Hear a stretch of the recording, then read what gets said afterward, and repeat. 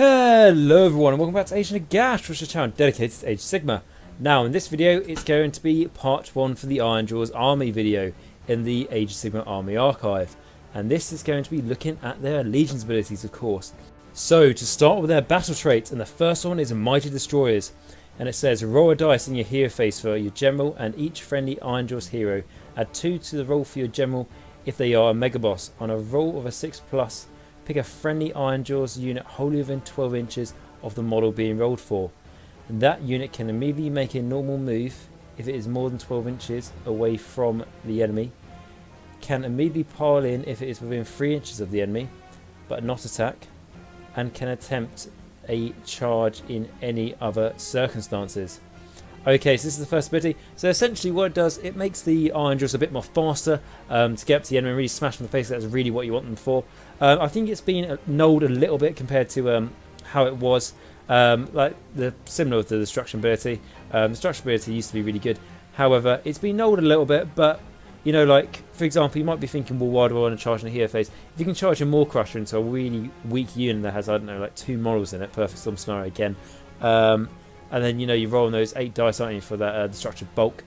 Might be a good chance of him killing some guys, you know, just by charging them and taking objectives, something like that, you know, just little things there. An extra piling is always good, especially if you've got like a big unit of Gorg Runters or even Brute, or, you know, just your our boys as well. It's good to get as many of them in combat and in range to attack with their weapons in preparation for the combat phase. Remember, for the Ironjawz, combat phase is all what they really do care about. And with the movement thing, it is, yeah, you have to be 12 inches away from the enemy, which can be hard in time, especially like mid to late game. However, if you get it late game, it means you're going to be really bit faster when you need to quickly nip those objectives from the enemy to really get those points when you need them. You really need that gold, remember. Okay, and then just generally in your first few turns, getting that extra movement can really help you out, especially with Gorg Runners to make them super fast. Brutes that are really slow just makes them that much better. And again, all of this is on a roll of a 6+, which is really quite hard to do. You know, like I say, it's only going to be a 1/6 of the time you're going to do it. So if you have 6 heroes, one of them is going to go off. But remember, if your general is a mega boss, he's going to get it off on a 4+, so you can make him go further. And yes, if he's on a Maw Crusher, means on a 4+, he can get that like, extra movement if he's not within 12 inches of the enemy, or one of the other things. But yeah, it's situational, the Mighty Destroyer's ability, and like I said, maybe not as good as it used to be. However, I feel like it still does add flexibility to your army when you do need it. Again, it is on the roll of a die, so you know it does require some certain amount of luck, but it is nice to have it. Okay, and then the next one, and this is possibly the best battle trait name I've ever seen, and it is called Smashing and Bashing. And I'm actually going to read the lore behind this because I love the name so much. So it says, when an Ironjawz mob smashes up the enemy, it inspires other mobs to illuminate the feat, leading to an orgy of smashing and bashing.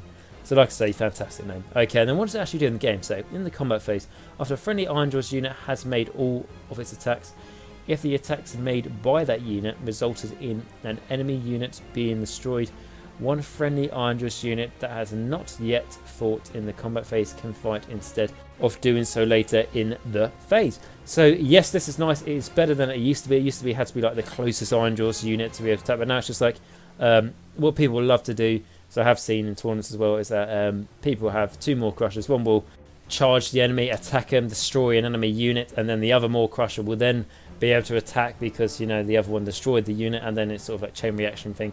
It's really quite nice. It's definitely came up against me. Maw Crusher charged my Vampire Lord and Zombie Dragon. It's on full health, killed it really annoyingly, which I was very annoyed about. I was quite unlucky with my save rolls there. However, I was like, alright, I'm going to hit you back now, I'm Morgos Archive, and then the guy was like, no, now I get to attack with my big unit of brutes that surrounding you, Archive, and I was like, oh god. So yeah, it can be really good and powerful, and always do remember it, do not forget that ability, or it will really come to stab you in the leg, essentially. Okay, that is what I'd say is their best. Their battle trait by far is, like I said, best name, and it is really going to help you. It's like, you know, the activating phase to be able to attack before your enemy is huge.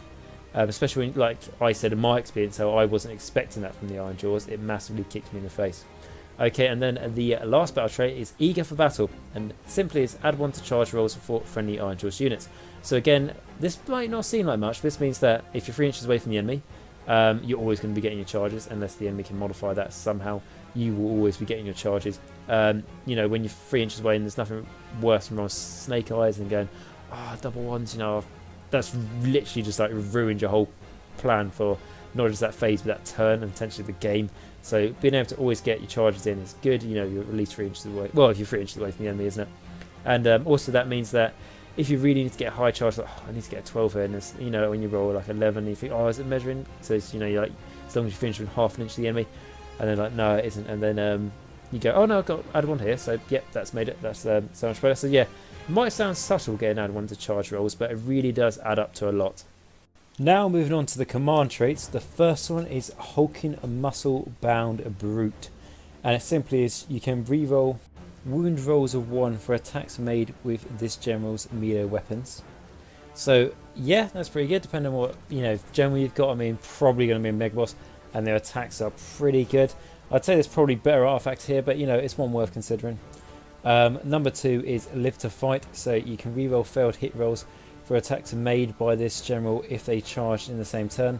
So this is situational if you're going to be able to charge. However, you are getting +1 to your charge rolls, so it is going to happen more, you know, likely. You've got an enhanced chance of that, I suppose. Then, you know, that compared as well with the Might Destroyer's battle trait, you know, you've got it. But again, I think, you know, we'll read through the rest and then we'll see what it's like in comparison. So then the third one is a Brutish Cunning. So roll a dice at the start of your opponent's charge phase. Roll a 5+, 1 friendly Irionjawz unit wholly within 12 inches of the general can attempt to charge. This unit charge takes place before any enemy charges. Okay, so firstly you have to be wholly within 12 inches of your general to do this. So that's a little bit, it's annoying because then you've got to sort of try and plan for it, and you can't really plan for it because you've got to roll dice and it's got to be on a 5-up. So, you know, a third of the time it's going to go off. However, if you do get this off, it's going to be absolutely hilarious when the enemy lines up their charges perfectly. You know, and they might get bonuses when they charge, you know, if it's cavalry or whatever, and then you just go, a Stonehorn is, you know, a nice example because the Mortal Windsor does when it charges, and then you just go, I'm going to charge you and I'm going to take away all that bonus to get you. Generally, in Age of Sigmar, if you see anything that's mounted and it has a lance, it's going to get a bonus when it charges. It's going to do more damage to you or something along those lines when it charges you. So if you can make a way to prevent that by this, that's good. And also, I just love the idea it's Brutish Cunning, and it would just be a laugh to have with your opponent. I'm not too sure if they will find it as funny though, but yeah, I think that is quite a fun one there. And then number 4, we've got a Bestial Charisma. So if this general is chosen as the model from which the Inspiring Presence command ability is measured, you can pick D3 units rather than 1 to be affected by the command ability. Okay, so this is quite good, mainly because the Ironjawz, their bravery is not the best, so you're going to be wanting to do Inspiring Presence probably once or twice at least throughout the game. So having this so you can enhance your chance to be able to do more Inspiring Presence is good. So yeah, I'd say that's definitely one worth considering as well. Number 5, we've got the Prophet of the Warg. So if this general has the Warg or Mighty Warg command ability, you can re-roll the dice to see if the relevant units can make an extra attack. If this general does not have one of these abilities, they can use the Warg command ability from the Uruk Mega Boss War Scroll. Okay, so that is good, especially how the Warg ability is a good command ability for the Ironjawz. I might say it's a good one for them, but it's like really they're only one specific one. I think there's 2 different ones depending if you've got it on the Maw Crusher or on foot. But it is a good command ability. It's, you know, it enhances your chance of basically getting much more attacks for your Ironjawz, which just makes them even more deadly in combat, and they're already deadly in combat, so it just makes them even better in their aspect of performance, in their best quality really. So this is just enhancing that. I like this. Yeah, I mean, it's not making it a guarantee, but it just lets you re-roll the dice, and a lot of times if you've got a lot of Ironjawz units, you've got a good chance of getting off anyway, so this will just make it even more so. So yeah, I like that. Again, you're going to want to save a few command points for your Inspiring Presence as well, so you're not going to be using the Warg ability all the time, but when you do need to use it, this just goes, like I say, going to enhance the chance of getting it off. And then at number 6, we've got Ironclad. So worsen the Ren cast risk of any weapons by 1 to a minimum of dash if they target this general. Okay, so this is good, and this is very popular for your Mega Bosses or more Crushers, because they've already got a good save. Doing this just makes their save even harder to crack. I've certainly gone against this with my Vampire Lord and Zombie Dragon again in a different tournament game against the Ironjawz than the one I mentioned earlier.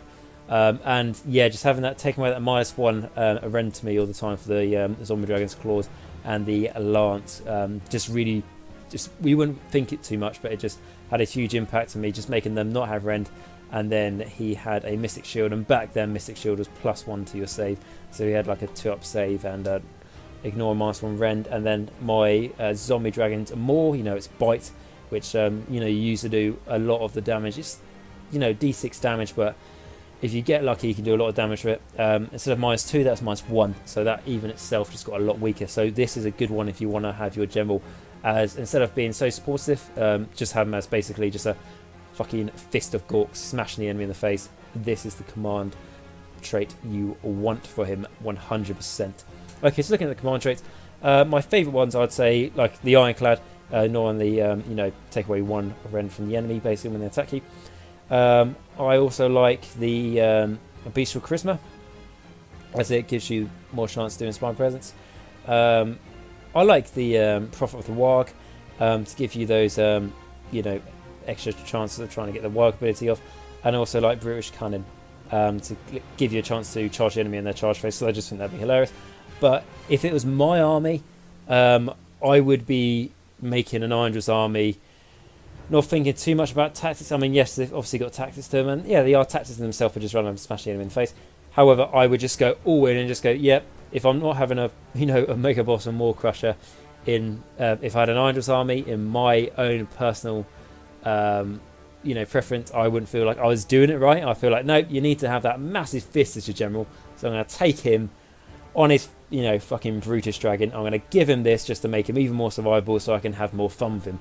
That would be my idea behind it. I don't know if that's the most competitive, but I know that it can be quite good. So that is definitely what I would go for with the command traits.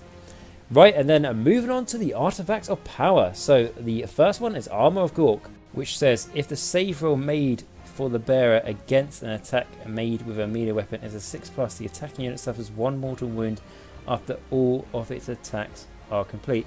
Yeah, this is alright if you're expecting to take a lot of hits, if you're a more Crusher or something, but I still feel like there's better ones out there. Yeah, you do more wounds to the enemy, but you're going to need to take a lot of hits for that to be particularly good. Because just bearing in mind, your more Crusher, that is what this guy is on, he's not going to get a bonus to a save if he's in cover. Yeah, if you take a normal Mega Boss and then if he's in cover, I suppose that would make this ability trigger on 5s and that would be better, but I think there's better abilities out. There's not a bad one, but I think there are better ones out there. Okay, and then the second one is Destroyer. So pick one of the bearer's melee weapons, increase the weapon's damage characteristic by 1. Okay, so this is quite a popular one as well, and you can see why, because the Mega Boss's axe is doing 2 damage. You give him the Destroyer artifact, and then he is now doing 3 damage with his axe. And put this guy on a more Crusher, then you've given the more Crusher basically a really good enhanced attack with the guy on top of it, which is yeah, I do like that. I think that is pretty good. I've seen that a lot. I've had that used against me, and it really can cut through. So yeah, I do like that. Okay, number 3, we've got Dublin of Mork. I think that's right. Dublin of Mork. Can't remember how you pronounce that. So anyway, roll a dice each time a wound or mortal wound is allocated to the bearer. On a 6+, the wound is negated. Okay, so this is basically giving you a death save, which I am always a fan of, because that's giving you basically 1/6 of all the damage you take is ignored. I'd say if you're taking like more Crusher or something, or if you've already got everything sorted and then you've taken a battalion as well and you've got another artifact, this might be a good one to give you Weird Knob or another hero you've got who you want to keep alive a bit. So what I've also seen is people combining the Ironclad command trait, so basically worsen your enemy's rend against the bearer by -1. So if they had a -2 rend, they'll now be -1 when they attack your general. If you take the Ironclad and then you take this one, so on the 6-up death save, you can really make your general that much more survivable, especially with a big more Crusher, and that's the sort of one I fought with my Vampire Lord and Zombie Dragon to make it that much harder to try and kill it. So yes, that is quite a popular one there. And the 4th one is the Golden Tooth. So friendly Ironjawz units that are wholly within 12 inches of the bearer do not have to take battle tests. Okay, so this again is quite a good one, depending on what you're going for. If you want your general or your hero to have this to be more synergetic with your army, which I do always promote, rather than just being a smash fist to the enemy. However, the Ironjawz sort of feel like you just got to basically, run off and smack them in the face, and that's how you're going to do the army. However, if, like I say, if you're taking a battalion, this could be a good one to have for your other hero who's going to be surrounding a lot of your R-boys or your brutes, especially your brutes, because your brutes are really, really fragile. This and your Gorguns as such, but your brutes are quite slow, so your heroes are more than able to keep up with them. Just have, like I say, if you've got more than one artifact, just give this to your hero who's going to be in the middle of your brutes. Maybe a weird off shaman, so he can get his bonuses for having how many orcs around him. Maybe that could work, and it will make your brutes not have to take battle tests until that hero dies. So yes, I'm a fan of that. Okay, and then number 5, which is Metal Ripper's Claw. So pick one of the bearer's melee weapons, improve the range characteristic of that weapon by 1. Okay, so I like this almost as much as I like the added one to your damage, because there's not many things in Age of Sigmar that let you to increase your rend. However, I would say, as well as I do like that, that's a really nice one. But let's face it, if you're taking that, you're going to be putting it on a Mega Boss on Maw Crusher or on a Mega Boss on foot. So that's always going to go on as a Mega Boss. And then if I had a choice to make his rend better by an extra rend, so instead of doing like -1 rend, now he's doing -2 of his axe, I would prefer to make his axe do 3 damage rather than 2. And I'll tell you the reason. I have mentioned this before in previous videos, but as I've said in, like I said, previous times, saves in Age of Sigmar 2nd edition are not nearly as good as they were in the 1st edition. This is because of the change of Mystic Shield. So Mystic Shield no longer giving you +1 to your save. It now allows you to reroll save as a 1. And that might not sound like a huge change, but that has hugely changed things. It's also changed, I don't know how much, but it has changed tournament meta as well, because it means that if saves aren't as good generically, you don't need to worry too much about rend. You still need to think about it. You're going against Stormcast armies, all those sort of things, but you don't need to worry about it too much. Also, things like Nighthorn armies, it's going to be wasted. If you've got a -1 rend, it doesn't really apply to the Mega Boss here if you took that artifact, but let's say if you've got a hero -1 rend going against a Self-an army, it's not going to apply. So there's all these things here and abouts, but mainly is because of the change to a Mystic Shield. However, damage is always good. Damage has never been bad. I don't know if there's any examples where it has been bad, like the more damage you do, but it's not like 40k where your damage, if you do 3 damage to a 1 wound model in a unit of, I don't know, let's say 10, it's only that one model that's going to die. No, it will carry over onto the other models as well.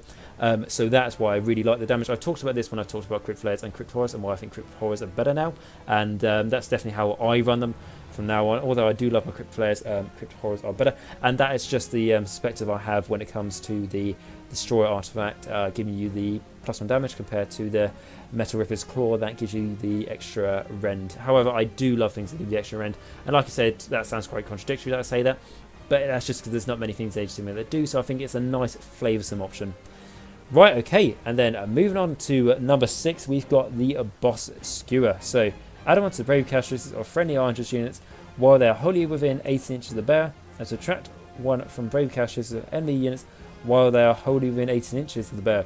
Okay, so how I have mentioned before, and funny enough with my Flare army, I do like things that make the enemy's brave characteristics get worse, because I think it's a really fun thing to play off. However, in the Ironjawz army, there's not too many things you can play with that. Only thing it's worth doing if you can make it, at least -2 to the enemy's bravery. So yeah, I don't think that's worth taking as much. And then yeah, you do get to add 1 to your brave characteristics of friendly Irionjawz units that are wholly within 18 inches of the bearer, which is good because, like I said, the bravery for the Irionjawz is not particularly good, especially how expensive brutes are and how good they are, and having them run to battle shock is horrendous. However, if you want to really increase their chance of them not running away, what I would say is go for the Golden Tooth guys. Yeah, it's only wholly within 12 inches opposed to wholly within 18 inches, so it's a third of the range being lesser. However, you instead of just getting +1 to your bravery, you're now not taking battle shot tests, so you don't have to worry about it unless you go against things like a Terrorgeist screaming attack or Banshee screaming attacks and those sorts of things. You're not really going to have to worry about it. So yeah, I do like that one a lot. Okay, and then so yeah, looking at a perspective, my favourite artifacts are the Destroyer, just because it's +1 to your damage. And like I said, if I was to run these guys, yeah, I could try and be competitive with them, and I would be competitive with them, but I would put above being really competitive and really tactical, I would put above all of that by playing like an orc, taking as much damage as I can, doing as much hurt to the enemy, and basically just having a barrel of fucking laughs and just enjoying myself. That's the reason I would take this army. Not, like I say, not meaning it can't be competitive, it can be. You don't really see them winning many tournaments, shall we say, but they are a great army, really good fun to play, so that's why I go for the Destroyer. Some other ones worth taking a note though for the artifacts. I would say the Death Save is good, especially if you want to make your guy harder to kill with the Ironclad command trait. And I would say the Golden Tooth, one about friendly Ironjawz units that are wholly within 12 inches of the bear do not have to take battle test tests. I think that's pretty big as well, guys. So those are my 3 top picks. And for the artifacts, so like I say, Destroyer is my first pick. For the command traits, Ironclad is my first pick. And then obviously the battle traits, you get all of them, but Smashing and Bashing definitely has to be the best one, sheerly just because of its name alone without going into its ability. Right guys, so this has been my allegiance abilities for the Irionjawz review, all done and sorted. So we've finally got the first army video out for the Irionjawz, and one of the reasons we went for the Irionjawz, to be fair, why I chose them for the Army Archive to be next, is just because, again, it's one of those armies that you Google, well, I say Google, YouTube, and they don't really have much content out there. Yes, there's been some fantastic lore videos, like I say, from 2+ Stuff, he's done some really good ones. Again, I can't recommend that guy enough, he's done some great lore for Age of Sigmar. But apart from that, there hasn't really been any tactic videos on them, especially recently, I mean, you know, like the last year sort of thing, so I thought it'd be good to get into those. Also, with the Army Archive, I've done, obviously, Nighthaunt and basically all of Death. I've also done, what did I do as well? I did the Dispossessed, and I've done, you know, Slaves of Darkness. So I thought it'd be quite nice to do a Destruction one, as apart from the Gits Battle Tomes came out, they haven't had too much love, so I thought it'd be quite nice to do that for them. And also Irionjawz is an army I feel comfortable talking about the lore myself, and how the army plays and all that sort of thing, without assisting the help of the Great Book of Grudges, who is absolutely a fantastic guy, Nathan. If you haven't checked out his channel, definitely check it out. I've left it in the link of the last video we did for the Dispossessed. Just because the Irionjawz are a new army, I felt like I could talk about their lore myself. And then when we do our next video together, it'll be one that had quite a bit of lore in Warhammer Fantasy, so it'll be great to enlist his help for that, which would be fantastic. So yes guys, so like I said, I hope you've enjoyed this video. If you have, please like, subscribe and comment down below. If you play the Irionjawz army and you've more than familiar with the allegiance abilities, please let me know in the comments which ones you go for and why. That'd be great to hear. And yes, so like I say guys, remember, until next time, Nagash is all and all is one in Nagash.